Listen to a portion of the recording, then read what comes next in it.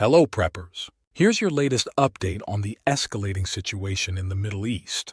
The United States is increasing its military presence in the region to support Israel against potential threats from Iran and its proxies. This deployment includes additional warships and fighter jets, reinforcing the defense of Israel following the assassination of Hamas leader Ismail Haniyeh in Tehran and a key Hezbollah commander. Missile defense forces are on heightened alert, with the Pentagon emphasizing its unwavering commitment to Israel's security. In response, Iran's leader Ayatollah Khamenei has promised severe retaliation against Israel and declared 3 days of national mourning for Haniyeh, who was killed on Wednesday.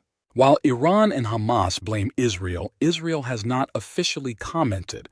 Haniyeh, age 62, played a crucial role in Gaza ceasefire negotiations.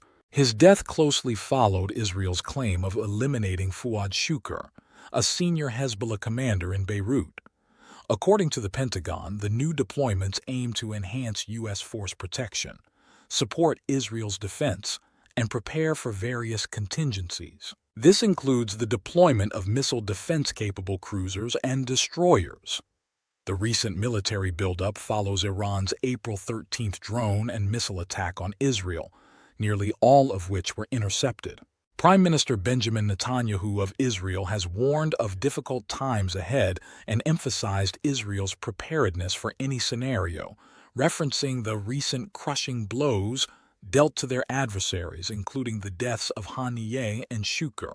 While Pentagon spokesperson Sabrina Singh stated that escalation isn't inevitable, the situation remains volatile. An Israeli delegation is set to head to Cairo for negotiations on a ceasefire and hostage release deal. Stay vigilant and prepared as tensions in the Middle East continue to rise.